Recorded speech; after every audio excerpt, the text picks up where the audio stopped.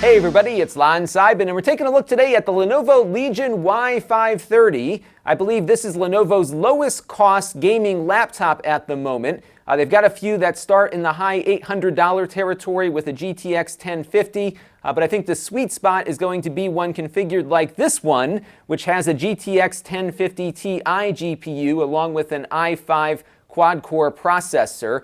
This one begins at around $929 right now on sale. I believe normally it's about $949. We're going to be taking a closer look at this in just a second, but I do want to let you know in the interest of full disclosure that this came in on loan from Lenovo. So when we're done with this, it goes back to them. All the opinions you're about to hear are my own. Nobody is paying for this review, and no one has reviewed or approved what you're about to see before it was uploaded. So let's get into it now and see what this laptop is all about. So let's take a closer look now at the hardware. This has a 15.6-inch display, IPS, which is very nice, 60 hertz, about 250 nits of brightness according to their specifications.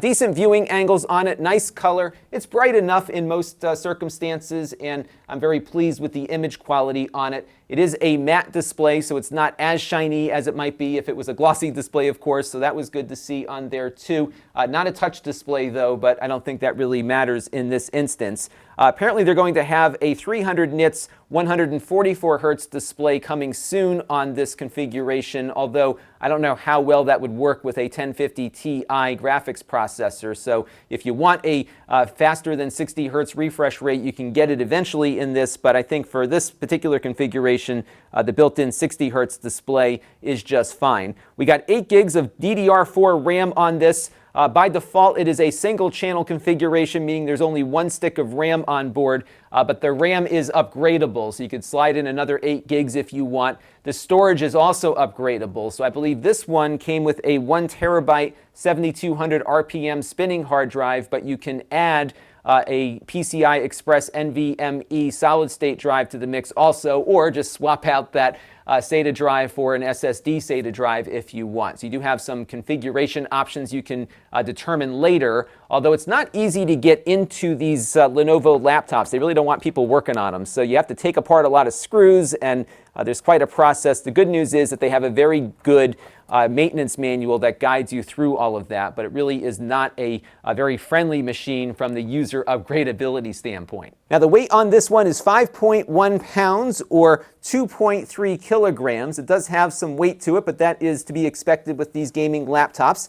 The display here goes down all the way here, as you can see, so you don't have to worry about accidentally snapping it off if you get a little too excited when you open up your gaming laptop. And it does seem to hold itself in place pretty well here too, so the hinge feels pretty decent on it. This is an all-plastic design though, so this is not a metal-based laptop, but again, this is kind of the entry point for their gaming stuff here, so you're not going to get all the fancy accoutrements on more expensive computers. Keyboard isn't bad here. It's a typical Lenovo design.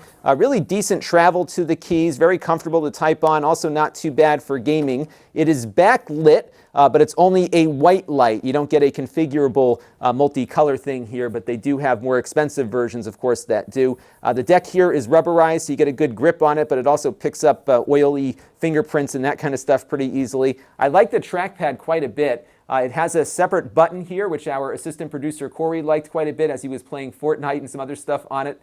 So it does have a nice click to it, and you've got a real button here versus a click pad, which some gamers might prefer. You even have a number pad on here because it is a rather large laptop, so good stuff on that front. The webcam, though, is on the bottom here, so you might have a little up-the-nose action going when you're chatting with somebody on your favorite chat program there. On the side here, you've got a single USB 3.0 port, a combo headphone microphone jack for your gaming headset. It does have built-in speakers with Dolby Atmos, apparently. It sounds okay. It's not the most dynamic range of sound, but a little better perhaps than cheaper laptops might deliver for you there, so that isn't bad. Over here you've got another USB 3 port along with a reset button, and then most of the ports here are on the back, which a lot of people prefer. So you have a USB Type-C port here.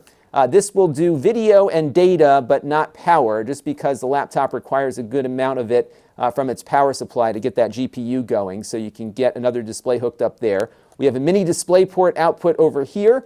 We have another USB 3 port, and we've got an HDMI out along with a gigabit Ethernet jack and a Kensington lock. And you'll notice here it's got some pretty big exhaust areas here for its fan. The fans on this are very, very noisy, but that is something I've seen on a number of other gaming laptops as well. So I will look at the thermals on this one a little later in the video here, but just know when you've got a game loaded up, you're going to be hearing those fans. They are quite loud, and if you don't like loud fans, this is probably not a gaming laptop for you, but you can, of course, always get a nice pair of gaming headphones to kind of muffle that sound a bit. So that is the overall hardware here. Let's take a look now and see how it performs with a bunch of games. So we're going to start off with The Witcher 3. And what we did here is just went with the GeForce recommended settings. So we're getting about 57 to 61 frames per second on The Witcher with those recommended settings. You can, of course, turn some things down maybe to get a little more frames per second pushed out of it.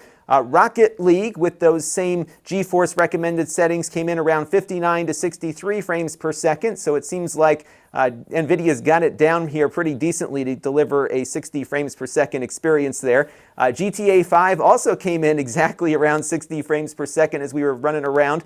We did check to make sure VSync was off. It was. It just is running right at that 60 frames per second mark. The new version of Doom ran around 90 to 110 frames per second. That's a super fast game, so that seemed to work pretty nicely there. And of course, we tried out Fortnite running at high settings there, and we were pretty much right around 60 frames per second, give or take, but we stayed above 60 more reliably when we went down to the medium settings on Fortnite, but there you can see just exactly how everything was running on here. So it performs about where I would expect a GTX 1050 Ti device to perform. We've seen a couple of computers now over the last year or so with that GPU inside. So I ran the Timespy benchmark test from 3D Mark to see where it stacks up against some of the older computers out there. And there we got a score of 2,370. And if we look at last year's Y530, it comes in pretty close to where that one came in, slightly behind, but it's probably within the margin of error.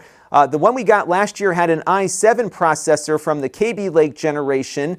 That one actually came in about the same on the physics test, though, even though we have an i5 on this year's computers. So we're seeing some progression on the CPU front from Intel, and the graphics, of course, are about the same given that we have the same GPU. Now, I was also curious to see how well this thing could cool itself off under load. So we ran the 3D Mark stress test, which runs a benchmark over and over again to see if the computer starts to slow down or get too hot. We got a passing grade there of 98.9%. Which means that we won't see all that much thermal throttling with this one. And that's partly due to the fact that its fans are big and noisy. That gets the air out of there and keeps the cold air coming in to keep that processor running at a consistent temperature. So I don't think you're going to see a lot of lagging behind here during long gaming sessions, but you do want to make sure that your venting on this thing is kept clear to let that airflow flow. So altogether, it's not a bad gaming laptop for the price. It seems to perform where I would expect it to perform. Not a bad build quality here either, despite the fact it is plastic, so they've done a nice job putting something together that I think hits a price point quite well with not too many sacrifices.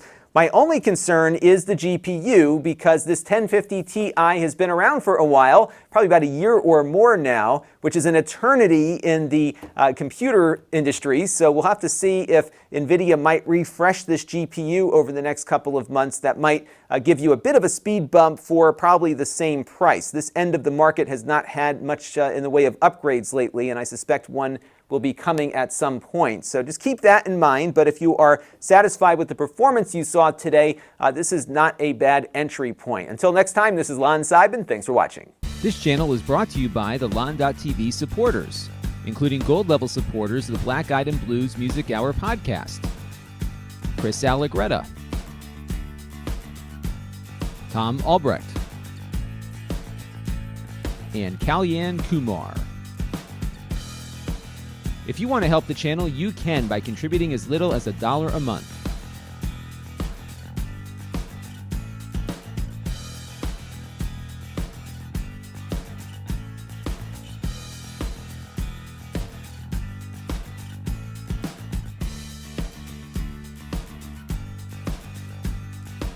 Head over to Lon.TV/support to learn more.